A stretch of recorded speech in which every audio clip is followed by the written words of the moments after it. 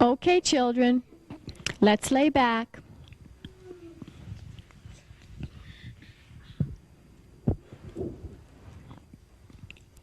And now, allow your eyes to close as you imagine that you are outdoors in a very quiet, peaceful, safe place. This may be a place that you've been to that was quiet and safe and calm. Or it may be an imaginary place. See and feel yourself there. See the colors, hear the sounds, feel the wind, notice the sky. Sense what's around you, what you can touch. And notice how calm and quiet and peaceful you are in this safe, special place. Stay there and enjoy your special place for a few seconds. Well, what in the world is going on? Do parents realize the incredible mind manipulation that is taking place in the public schools? Do they realize that their children are being exposed to New Age techniques that lead to the altered states of consciousness? And if they recognize it, do they object? Or do they think that today's education professionals have it all under control and they know exactly what they're doing? One thing is for sure. In the research that we did for this video, and the research that my wife Patty did for our special report, we know for a fact that we are witnessing a whole new generation of children out there. When we talk to the kids today, we realize that they are now raised in the video age. Instead of playing kick the can and hide and seek and football and baseball, they spend time in front of their VCR. They have a television set with hundreds of channels instead of just the one or two that when we had as kids. And now they have easy access to MTV and their heavy metal rock bands preaching that message to them. They have their computers that they tap into to play incredible computer games that we could have never imagined. The ones that cost us just a few years ago for a quarter to play every few seconds, they're now virtually addicted to these computers in their homes. They watch the cartoons from morning until evening, and the 7-hour statistics that we had of children watching TV apparently are very, very accurate. And all we see in all of these things are heavy doses of occultism. By the time the kids enter the public schools, they already have an education without realizing it. They have been fully indoctrinated into the ideas of Hinduism and Buddhism and the occult and the New Age. There's the cartoons, the MTV, and if we talk about the most popular cartoon in the world today, we should talk about The Simpsons. When the kids turn on the Simpsons cartoon, far from getting just some friendly little cartoon, they are getting messages that, as we shall see as we go on in this special report, that are providing them with both a hatred of Christianity and the underlying techniques of the New Age movement. Now, we want to talk a little bit about the public schools before we get rolling, but before we start, the first thing we should talk about is the National Education Association. We may think that this is just a group of people dedicated to raising our children in the best way that they can, but the NEA is much more than that. The National Education Association, by its own admission, is a socialist organization. It is anti-God, anti-country, anti-life. It strongly supports abortion on demand. It is pro-globalist and pro-New Age. The National Education is declaredly trying to provide the way and lead the way towards a new world order and a new age of peace and prosperity. In fact, by their own admission, here's what the NEA says. It is with sobering awareness that we set about to change the course of American education by embracing the ideals of global community, the equality and interdependence of all peoples and nations, and education as a tool to bring about world peace. But that's not all. Far from wanting to change the social structure of the country and the way that the children view the world in the area of politics, the NEA also has spirituality well within their targets. For instance, Dr. Chester Pierce, in an address given to 2,000 teachers in Denver, said this: "Every child in America who enters school at the age of 5 is mentally ill, because he comes to school with allegiance towards our elected officials, toward our founding fathers, toward our institutions, toward this form of government we have. Patriotism, nationalism, sovereignty. All of this proves that the children are sick, because the truly well individual is one who has rejected all of those things and is what I would call the true international child of the future. If you don't think it's real, we have to see the children's textbooks and all of the other programs and the paraphernalia that comes along with the public school system.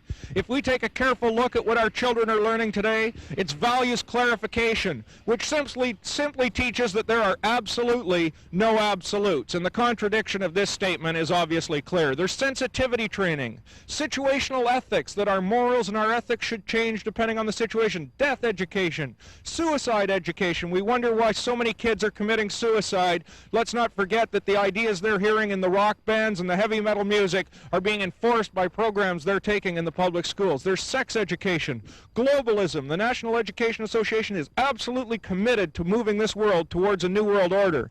And to do so, they want to change the way our children view the world.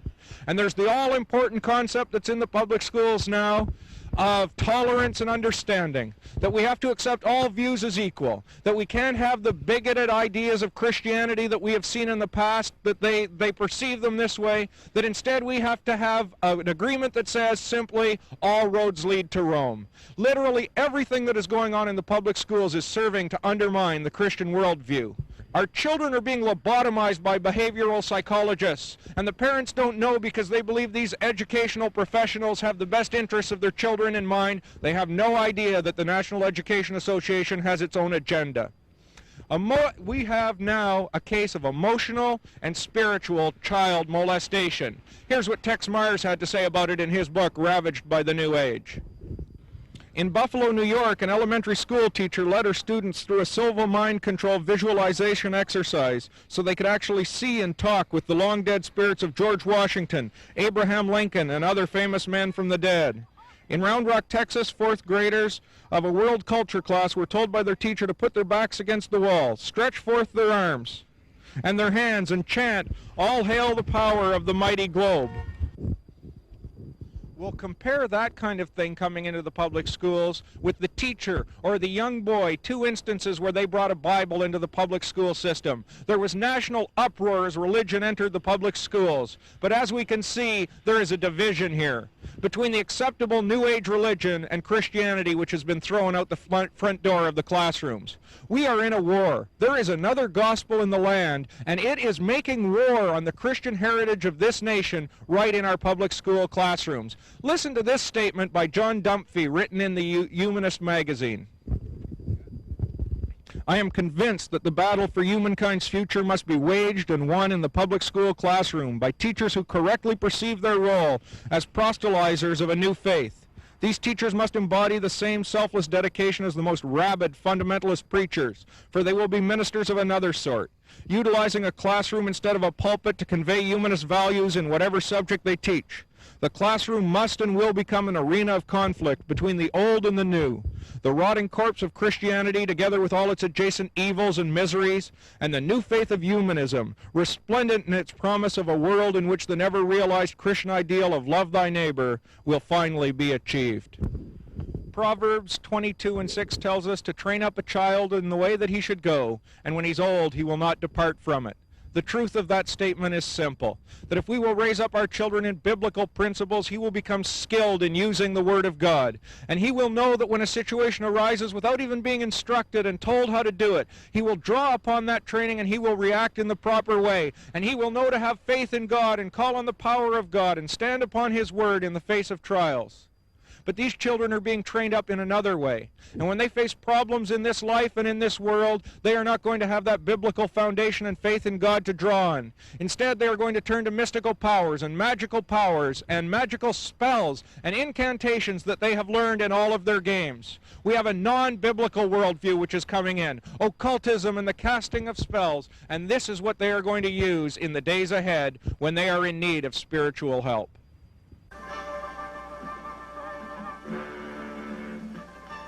From beyond any known galaxy, bringing with them the laws and ideals of their doomed planet Thundera, come the Thundercats.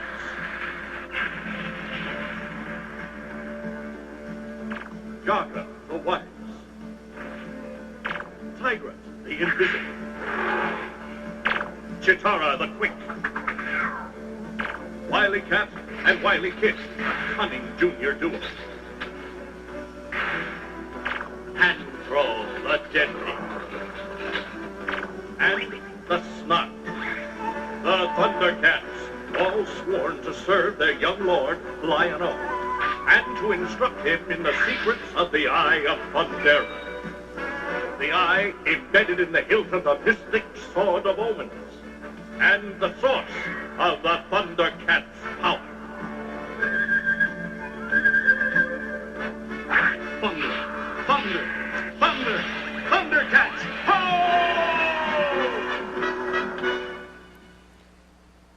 Well, even a casual look at some of today's cartoons makes it clear. The message that our children are getting when they get up early Saturday morning for the cartoons or before school on the weekdays is one of pure, unadulterated occultism.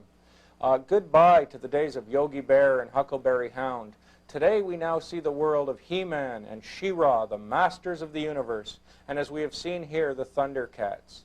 You will notice that our kids, without even realizing it, are becoming experts on the New Age. They're becoming experts on Hinduism and on the powers of the occult, and they didn't even know they were gaining such an education.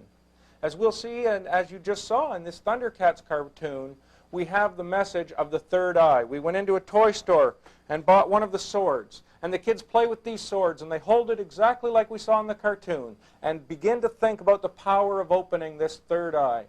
The third eye is simply the same old ideas that have been around in the occult for many years. It is the idea that somehow we can look beyond our natural eye. Somehow we can have sense, this sixth sense, that can see beyond what the normal mind can see and can bring us into the realm of psychic power and ESP and telekinesis. And the kids are only too imaginative and eager to try these things out. The whole dream in the occult is to open this third eye through meditation and relaxation therapies, and the kids are getting a crash course right here on the Thundercats cartoon. And as we'll see, unfortunately, this is anything but rare. Without a doubt, some of today's hottest cartoon heroes are the Teenage Mutant Ninja Turtles. In one of their videos entitled The Incredible Shrinking Turtles, we learn some of the story of how the turtles have this amazing power that they have. In this instance, we see that an alien fell from space, and as he was lying dying, the turtles ran up to him, and he told them just before he died that there was this magical crystal that had been broken into 3 pieces, and that if it was put together, it would become the Eye of Zarnoth, one of the incredible pictures of occult power. We have the same idea of the third eye that we saw in the Thundercats. And of course, the Teenage Mutant Ninja Turtles are able to put this eye back together. And here's what the alien told them about the one who would be able to put this eye together. When the 3 pieces are joined, the possessor will have power undreamed of in your world. And what we see happen with this eye before the turtles get a hold of it, and it is put back together by someone who is a perennial loser, and of course he doesn't realize the power that he has tapped into. And he is listening to one of his self-improvement tapes that we hear so much of today. But now he has the power within his grasp. And he listens to the tape which says, yes, you too can achieve your dream of a better life through the power of positive wishing. Well, we certainly know that we're talking about the power of positive thinking we hear so much about today. And it continues and says, do you yearn to own a luxury limousine? It can be yours if you simply put your mind to it. This perennial loser who had tried all of these success techniques finally tapped into the power of the third eye. He finally tapped into the powers of the occult and the power of altered states of consciousness and the powers of this extra portion of his brain, the sixth sense. And now all his dreams came true right before his eyes. So this idea of a third eye and the power of positive wishing that we saw in the Thundercats is not alone there. One of today's most popular cartoons, the Teenage Mutant Ninja Turtles, preaches exactly the same gospel. Perhaps the most blatant example of all of this idea of the third eye and the power of the sword and the power of mysticism is to be found in the cartoon He-Man. At the beginning of the cartoon, we have this narration. Travel with us now through the dimensions of time to the most amazing planet in the heavens. This is Eternia, a land of swamps where unseen demons lie in wait. Eternia is a land of sorcery and magic. There are powerful forces at work throughout the land, but no place is as magical and mysterious as the Castle Grayskull. Within these walls are mysterious secrets and powers beyond imagination. And then we have He-Man say, I am Adam, Prince of Eternia, defender of the secrets of the Castle Grayskull. Fabulous secret powers were revealed to me the day I held aloft my magic sword and said, by the power of Grayskull, I am the power.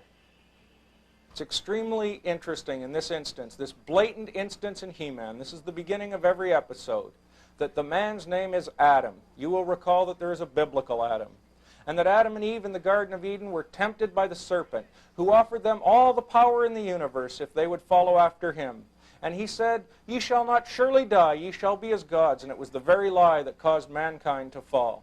And of course we have this new Adam, who realizes his power how?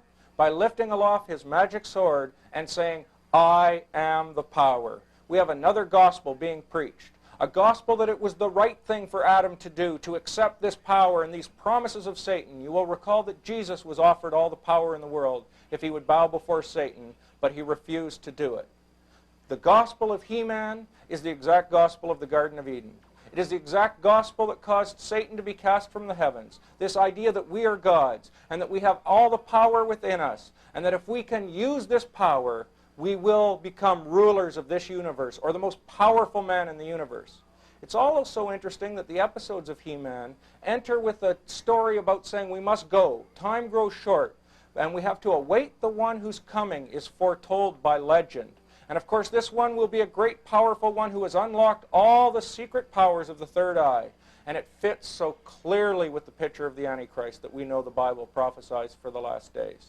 There is another gospel in the land. And when our children get up and watch the cartoons on Saturday mornings, they are having that gospel preached to them.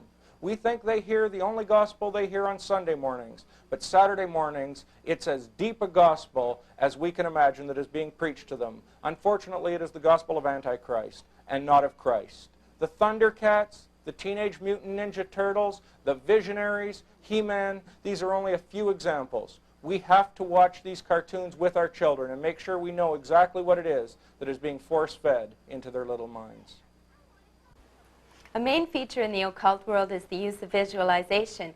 And in this process, the person using visualization would create in their mind or play over and over again in their mind a power or some skill they would like to possess. For example, in the athletic world, athletes will often play over and over again in their mind the perfect volleyball serve.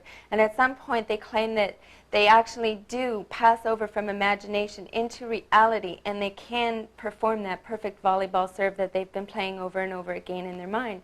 And the same happens in the occult world, and this is the danger when children are playing role-playing games like Dungeons and Dragons. They play over and over again in their mind, having the possession of some power and being able to cast spells. And the same thing happens once again. They do pass over from imagination into reality. They are no longer creating the scenes in their mind anymore. The scenes and the spells and powers are actually taking place. There's been a great debate over the dangers of the fantasy role-playing games for a number of years now. But despite suspected links between suicides, murders, and Dungeons and Dragons, teachers continue to use the game to enhance the reading and math and imaginative skills of their students. For example, Tom Vercoe of the Toronto Board of Education claimed back in 1985 that he does know the game has come under fire because it's been linked by some to murders and suicides in the U.S. And more recently, the 2 murders in Orangeville, Ontario, Canada were also linked to Dungeons and Dragons. But that's not going to stop him from teaching his students to play the game, he claims. Just 1 month after Vercoe made this comment, a 16-year-old from Killaloe Station in Canada shot himself. His father, Andre Cote, claimed that his son Michael had been involved in the game Dungeons and Dragons at the time of his son's suicide. And Mr. Cote said that he found a poem from the Dungeons and Dragons game on his son's bed, directing him to hide in the woods and forget life and forget light. Well, is Dungeons and Dragons really a problem, or is this just some old news that we've been talking about for years that has no real effect on the current world and just a game played by so few people that its effects are really unnoticeable in the real world? According to Dr. Thomas Radicki of the National Coalition on Television Violence, he says, "There is no doubt in my mind that the game Dungeons and Dragons is causing young men to kill themselves and others." Likewise, Dr. Arnold Goldstein, a PhD and the director of the Center for Research on Aggression at the University of Syracuse, says the following: I think it's a bad idea to play a violent role-playing game such as Dungeons and Dragons. I must assume that the teachings of destructive behavior will have harmful effects.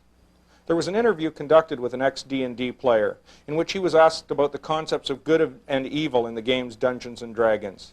He said, "There's good in the game, but very little. And anyone who has played it will tell you that evil will triumph over good in this game." Indeed, evidence now indicates that fantasy role-playing games have been a significant factor in at least 125 deaths. In one case in Great Britain, which interestingly was not reported by the American media, a 27-year-old man machine-gunned to death 16 people before killing himself. The action was part of a fantasy role-playing game which was being played by mail. The killer, the player, had been instructed to kill in order to earn certain powers. Dungeons and Dragons is a real serious problem. But as we'll see in the upcoming few moments, the problems with role-playing games have moved far beyond Dungeons and Dragons.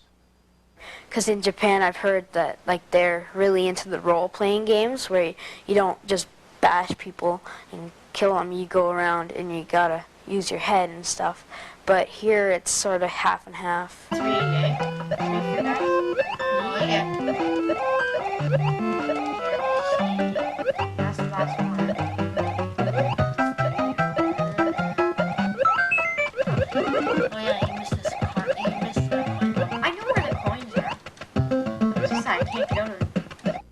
Any idea at all that Dungeons and Dragons is a passé concern in the years gone by and that no one really plays it anyway is shot down immediately when we go into our local video store or into the toy stores and take a look at what the newest toys are.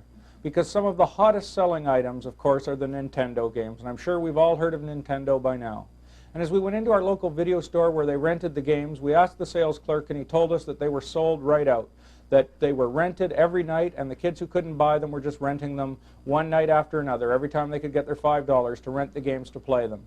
So we began to take a closer look at the Nintendo games, and as we walked down the aisles of the video store, we saw the incredibly descriptive titles. I'm looking at here some of the instruction manuals for Final Fantasy, and we'll talk about this in a second, Dungeon Magic, Wizardry, and this was only the beginning of what were in those video counters.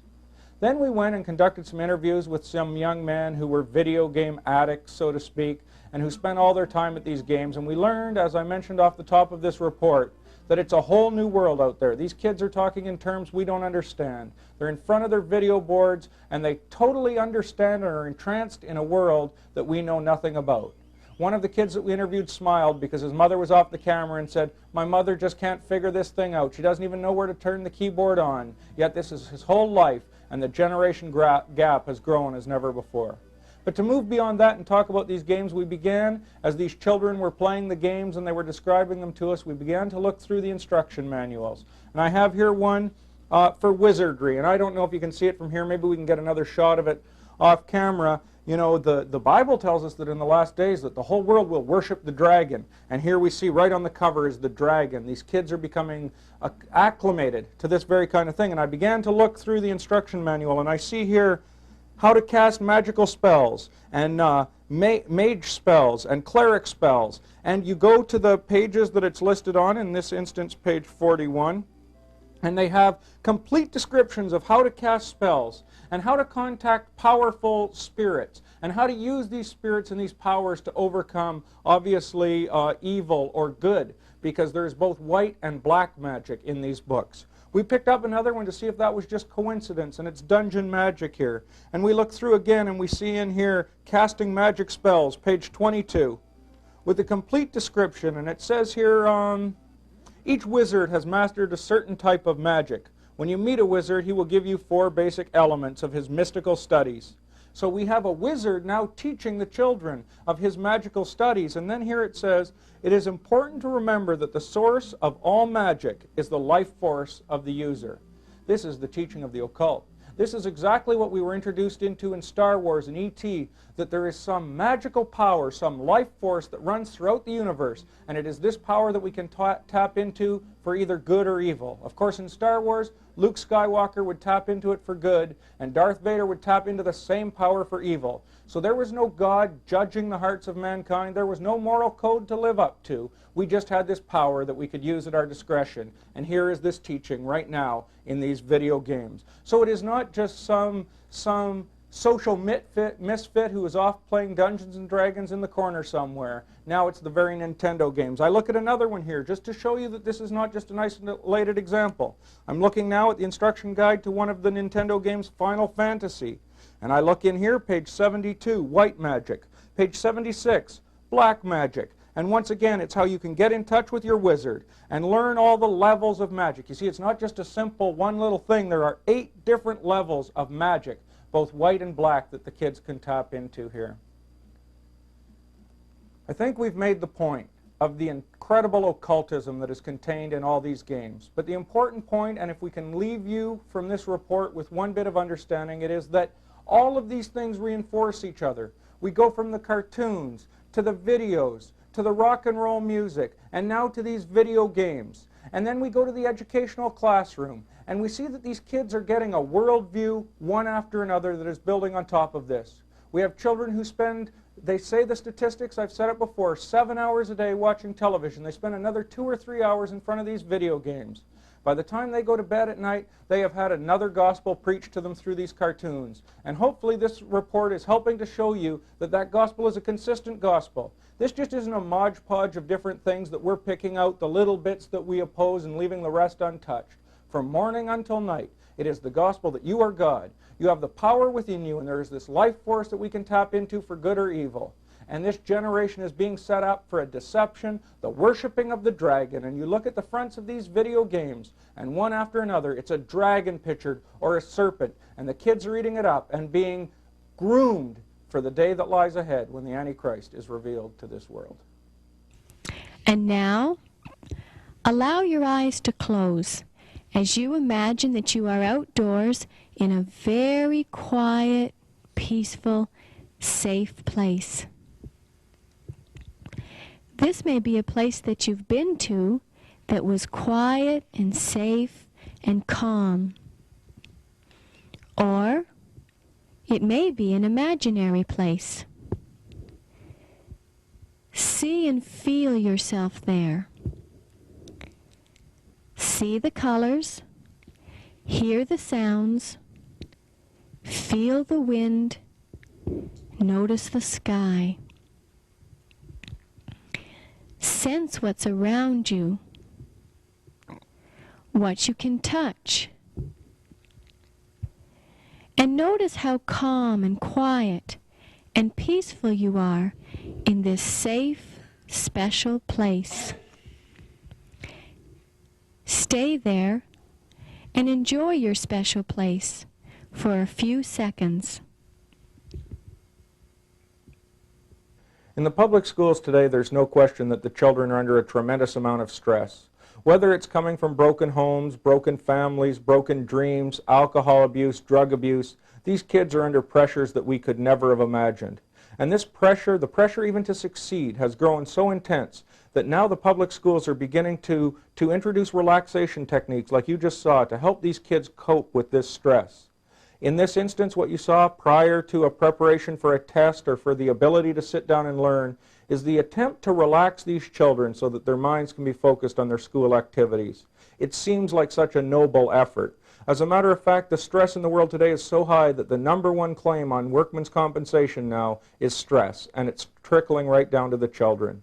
The unfortunate problem with these stress situations, these anti-stress techniques that we've seen here, is that the children are put into an altered state of consciousness. What you have seen here is not just some medical technique. What you have seen here is textbook Hinduism. This is yoga. You will have the children doing breathing exercises and relaxing body parts and muscle groups one at a time in an attempt to get their mind empty and to free their mind so that they can be led by another power, so that they begin to hear voices and so that they enter an altered state of consciousness.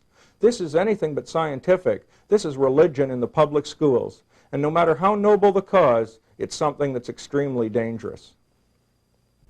Now close your eyes and just relax. while I lead you in a guided fantasy. Imagine now that you're standing in a beautiful valley. Ahead of you is a mountain with a rocky stairway winding up and around the mountain. You begin to climb this rocky stairway. You have magic powers, so climbing is easy. When at last you reach the top, you notice a door. Now open the door. Enter. Now you find yourself in a room where the sun is brightly shining. Look into the rays of the sun. As you do, you notice the face of a very wise person. Once these children reach this altered state of consciousness, this deep level of relaxation, one of the things they are guided through and told to find is a safe place, a peaceful place where they can be completely at rest. And this imaginary place can be a field or a meadow or beside a river or a stream or on a mountaintop. It doesn't matter. But the children are instructed to get into this peaceful place and imagine themselves totally in control of the situation and totally at peace with nothing to fear. Once the children are at this state, a number of different things can happen. The first is they can be led into a technique called creative visualization. And Johanna Michelson, in her book Like Lambs to the Slaughter, defines creative visualization this way. She says, creative visualization is the technique of using your imagination to create what you want in your life. In creative visualization, you can use your imagination to create a clear image of something you wish to manifest. Then you continue to focus on the idea or picture regularly until you actually achieve what you have been visualizing. Creative visualization is magic in the truest and highest meaning of the word. What we have here is the technique of mind over matter. This is clearly and purely a religious teaching. This is the idea that we can create reality with our minds, and this is the basis of mind science and of the New Age, for example, that whatever we can create in our mind, whatever the mind can believe, it can achieve. This is the core of shamanism. This is the core of sorcery, and this is the hope that is being offered to the world today. The idea that if we can just create something in our minds, we can bring forth its reality. So this is the first place that the children are led in their peaceful place, is towards a creative visualization and learning how to try to manipulate reality with their minds. I think it's something that if most people realized what was going on, they'd be tremendously concerned about. But there's a second aspect of this peaceful place, a second path that can be taken from this peaceful place that we really ought to pay heed to as well. Now, your wise person is coming towards you. You may ask your wise person anything you want, because this is someone who knows all about you. Okay, it's time to go now. But remember, you can come back to this place or any place that you feel safe anytime you want. And your wise person will be there to answer all of your questions.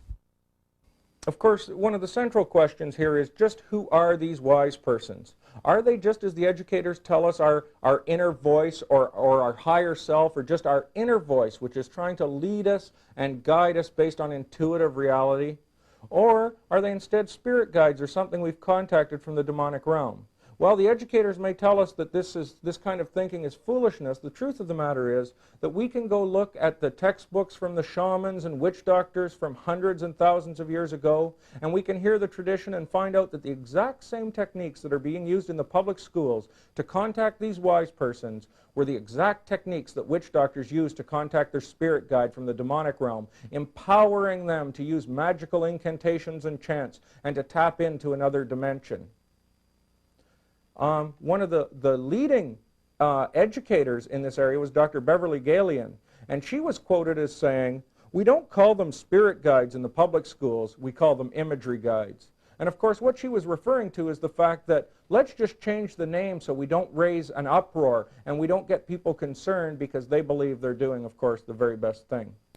Another example of this contradictory explanation of what's going on here was pointed out by Dave Hunt. Here's what Dave Hunt writes about Dr. Michael Samuel's book entitled The Well Body Book. Says Dave, his identification of this mysterious and apparently all-knowing and all-powerful entity is contradictory and hardly satisfying. On the one hand, Dr. Samuels parrots the psychological explanation so popular today in suggesting that this apparently infallible voice that speaks with its own independent inner voice is simply one of the many forms of the infinite wisdom allegedly residing in each of us.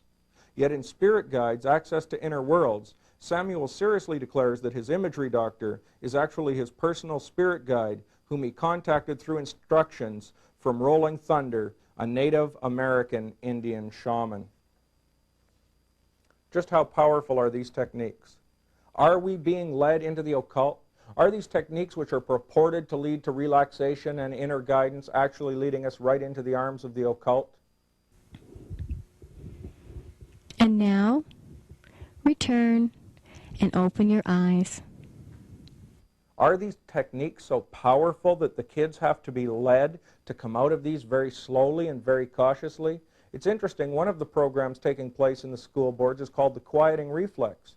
And my wife Patty and I were listening to the tapes in our car driving from North Bay to Toronto one time. And as we listened to these tapes and listened to the techniques that are being used on the children, they stopped in the middle of the tape about a half hour in and said, please do not listen to these tapes or this description of an imaginary guide or of a quiet place. If you're operating a motor vehicle, it may cause you to lose touch with reality. Of course, we weren't all that concerned, believing that the Lord had his hand upon us and that we were listening to these for research purposes. But the point is this: if these techniques are so powerful that they suggest not using them while operating a motor vehicle, what is it that's coming into the public schools? This is not science. This is religion. As we've said again and again, it's religion, pure and simple. In addition to the blatant indoctrination into the occult and witchcraft in our public school system, our educational system is now intensifying its campaign to destroy the minds, souls, and morals of our children. It is preparing them for the occultic humanistic civilization now being created. The New Age mindset is being promoted through textbooks, values clarification, sensitivity training, situational ethics, globalism, multiculturalism, death education, evolution, Eastern religion, group dynamics, group decision-making, socialism, sex education, peer socialism, anything and everything that undermines our Judeo-Christian foundation. The public education system seems to be completely out of control. Generally speaking, though, teachers really aren't at fault. The system is. The system that allows disrespect of teachers and administrators. The system that allows social passing of functional illiterates because retaining them might injure their delicate psyche or self-esteem of the at-risk child. Before coming to the Omega Letter, I spent several years in Toronto counseling young people, people who had come into conflict with the law or had trouble at home or at school. Some of these kids were runaways or prostitutes. Some were young offenders. There were drug addicts. There were alcoholics. There were car thieves. There were gang members. Most of all, they were all children, children who had taken the wrong path somewhere in their lives. What amazed me the most at the time was the intense interest that so many of these kids showed in the occult. Many declared themselves to be witches or warlocks, and almost all of them, and I'm not exaggerating, wore jewelry or had tattoos that expressed this satanic or occultic interest. Many of them tended to gravitate toward heavy metal music, people like Ozzy Osbourne or groups like AC/DC and Black Sabbath.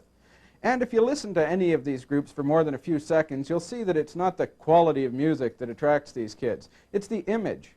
I asked one 17-year-old who was in for trying to kill his stepfather why he liked Ozzy Osbourne so much. He told me everybody likes Ozzy Osbourne. Man, he tried to kill a chicken on stage once. There's nothing inherent in occultism or Satanism that attracts these kids in the first place. It's almost always the image that they feel they can have. The image to their peers as somebody who's really into something radical, or the rebellion against the authorities like counselors or teachers or parents. If you look at the childhood of many of these kids who become involved in Satanism as teenagers, you'll find that they began their interest in the occult at a very early age. They may have played a lot of arcade games or read bizarre novels. Maybe they were involved in Dungeons and Dragons. But whether it's playing Nintendo or watching He-Man on TV, the theme that they're receiving is the same. They're bombarded with evil thoughts and occultic ideas right from a very early age. And this whets their appetite for later when they become teenagers and they start gravitating toward a peer group of people who share a common interest. As the time passes and the kids get older, their interests become more intense. You move beyond Nintendo and start getting into casual gatherings to talk about the occult or to play Dungeons and Dragons. Gradually, you want to try things that are even more extreme, and you may have a seance. Often they'll try and contact spirit beings or even the spirits of people who have died. Then they might even get into Satan worship, or devil worship as it's known, and they may try animal sacrifices. I remember living in Toronto, the police actually told people to keep their black cats in the house because black cats were a favorite sacrifice for cult groups. During our research for this video, we had the opportunity to talk to several people who sell Dungeons and Dragons games and other role-playing games. If you ask them what they think of the controversy of Dungeons and Dragons games and if there's any danger, they almost always say the same thing. A sick kid is a sick kid, and if he's going to do something and commit a crime or kill himself, he was going to do it anyway. It doesn't matter whether he's playing Dungeons and Dragons or playing Monopoly. This is totally wrong. There are specific messages within Dungeons and Dragons and other role-playing games, as well as in heavy metal music.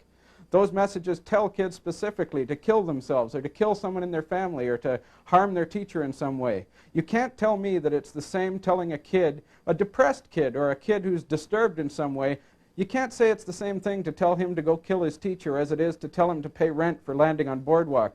That's an extremely narrow view. Children are extremely impressionable, and it's important in these early formative years to let them know what's healthy and what's responsible.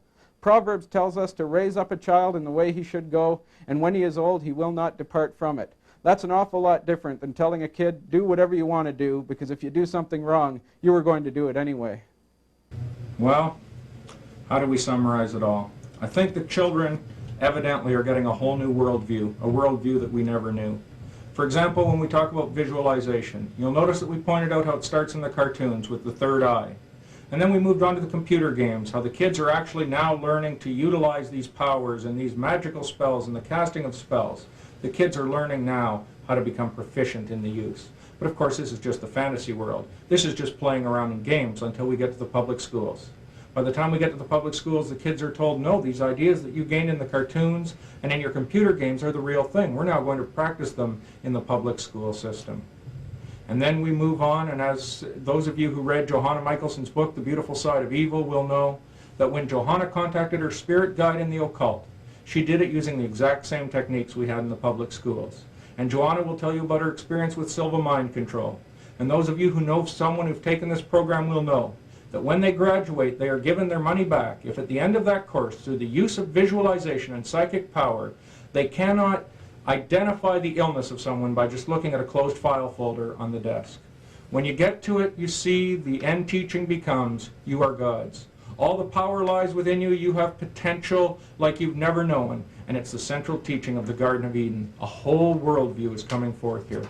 Another area of concern that we talked about was the use of toys. And in the clip that we saw where my wife Patty talked, she mentioned about the fact that athletes will rehearse something in their mind, believing that if they can see it in their mind, then they can achieve it in the physical realm, and that somehow this mental power will be translated into activity. And of course the children then go to the toy stores, and they've watched their cartoons, and we know that the cartoons have become really nothing but 30-minute programs advertising the toys in the toy store. And the kid will go and, as we saw, get his magic sword, or he will get these other toys and he will begin to play with them, and he'll begin to act out. And of course with children and their imaginations, the one thing we know is it's not long until they're out playing with their friends and their imagination becomes alive enough that instead then of calling their friends names or sticks and stones will break my bones, they're casting spells on each other that they've learned in their games. There's a break that takes place here, and it's something that's very dangerous.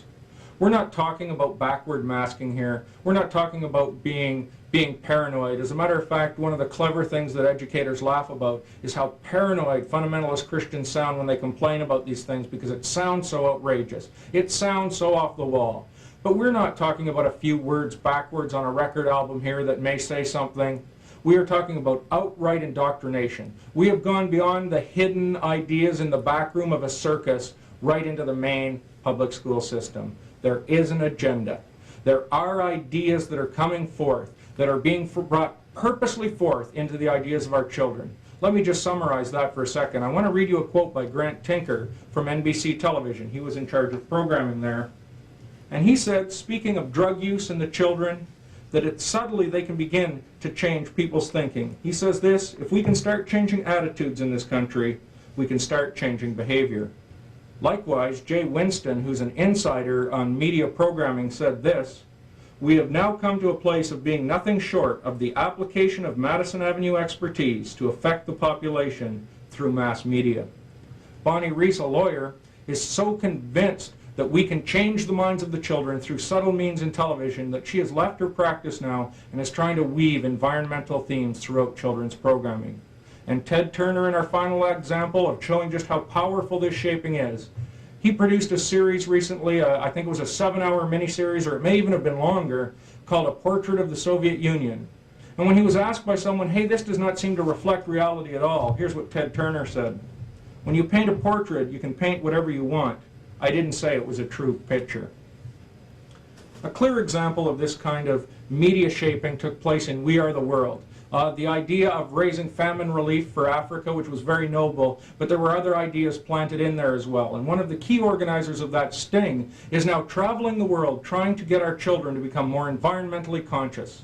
So when our children are listening to their Walkmans and you see them with their earphones on, they're not just listening to rock and roll or the Beatles. It's not the same as when we were younger, just another phase. They're now listening to religious and political indoctrination. For example, MTV produced a series called Our Common Future about saving the environment. Not only were world leaders brought together, but so were the top rock bands. And Melissa Manchester, singing in that special, sang, "I feel sorry for God." She said, "I feel sorry for God that he's burdened with these fundamentalist Christians who can't understand the time we're in." She said, "I feel sorry for God with these televangelists. I feel sorry for God of where Christianity has gone to, not respecting and loving the environment and recognizing we're part of it." John Denver did the same thing. The architects of the New World Order realized that we need a new religion based on the unity of the cosmos if we're going to bring the whole world together. They also recognize that the older generation are not going to accept it. The older generation have made up their minds and have their ideas, and they are now targeting the younger generation. We're producing another video right now on the technology for the cashless society and the mark of the beast. What's interesting as we're shooting these videos over top of each other a little bit is the fact that in the cashless society, the electronic world, the problem is getting the older generation to utilize the technology. The older person still wants to go to the teller and deal face on face with Mrs. Smith at the bank, whereas the younger generation have never seen a teller. They are in and dealing with their automated teller machines all the time. It's that generation gap that we're watching disappear here, and the same thing is true with our children. They're hearing another gospel. I don't want to overstate the case, but America is no longer a Christian country. As a matter of fact, if you look through it through the eyes of the children, they live in an occult culture. And that's a dramatic statement, but I believe it's entirely accurate. If we are going to battle this occult culture, the Lord has only given us certain weapons of warfare. And I believe those weapons of warfare are spiritual and not carnal. Let's take a look at a quote from 2 Corinthians chapter 10. "For though we walk in the flesh, we do not war after the flesh. For the weapons of our warfare are not carnal, but mighty through God to the pulling down of strongholds, casting down imaginations, and every high thing that exalteth itself against the knowledge of God, and bringing into captivity every thought to the obedience of Christ." Ephesians chapter 6 tells us that we wrestle not against flesh and blood.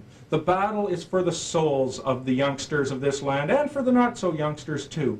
Our battle is in the spirit, it is not in the flesh. It is not primarily through the legislatures or through the courtrooms. This is a spiritual battle. If we are telling our children not to play the video games and not to watch the cartoons that the occult ideas we're seeing, and yet we go out and partake in our own fleshly activities, listening to country and western music instead of rock and roll, and doing things that the children know, these kids are intelligent, they recognize the hypocrisy. And so we have to live in front of our children, not just tell them what to do, but show them. We are living epistles, known and read of all men. You know, in the banks, they will tell a teller when they're looking for a counterfeit to look for the real thing, and learn the real thing, and then they'll recognize the counterfeit. On Sunday evenings, I believe our children should be with us in church. We shouldn't leave them at home to watch the cartoons and America's Funniest Home Videos. They should be with us.